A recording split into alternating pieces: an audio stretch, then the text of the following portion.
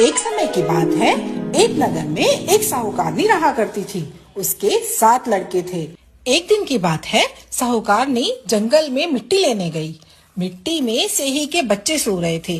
जैसे ही उसने कुदाल से मिट्टी निकालने की कोशिश की, उससे सेही के बच्चे मर गए। कुदाल को खून से सना हुआ देखकर साहूकारनी को बहुत दुख हुआ और वह बिना मिट्टी लिए ही वापस घर आ गई। उधर जब सेही ने अपने बच्चों को मरा हुआ देखा तो वह बहुत दुखी हुई और विलाप करने लगी। रोते हुए उसने दुराशीष दी, जिसने भी मेरे बच्चों को मारा है उसे भी इसी प्रकार का कष्ट होना चाहिए। इसके बाद सेही के श्राप से सेठानी के 7 लड़के एक ही साल में मर गए। इस प्रकार असमय अपने बच्चों को मरते हुए देखकर सेठ सेठानी बहुत दुखी हुए और इस बड़े वज्र जैसे भारी दुख को वो सह नहीं पाए और उन्होंने किसी तीर्थ स्थान पर अपने प्राणों को त्याग देना उचित समझा। और यह सोचकर वे अपने घर को छोड़कर पैदल ही किसी तीर्थ स्थान की तरफ निकल पड़े। भूखे प्यासे चलते चलते वे गंगा घाट तक पहुँच गए। वहाँ जाकर वे मूर्छित हो गए और घाट पर गिर पड़े।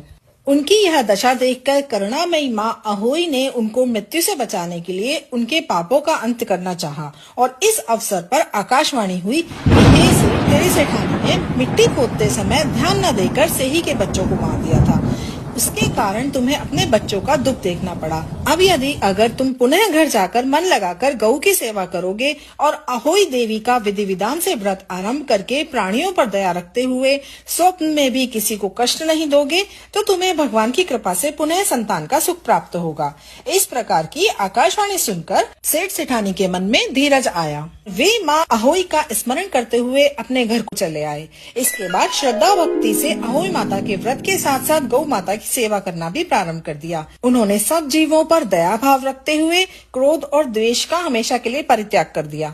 ऐसा करने से सेठ सेठानी पुनः 7 पुत्र वाले होकर अगणित पुत्रों सहित संसार में अनेक प्रकार के सुख भोगते हुए स्वर्ग को चले गए। ये अहोई माता जैसे आपने उसके अक्षम्य अपराध को क्षमा करके पुनः संतान का सुख प्रदान किया, वैसे ही हम सभी के सारे अपराध क्षमा करना और हमारे संतान की रक्षा करना। अधूरी को पूरी करना, पूरी को परिवार देना। बोलिए अहोई माता की जय।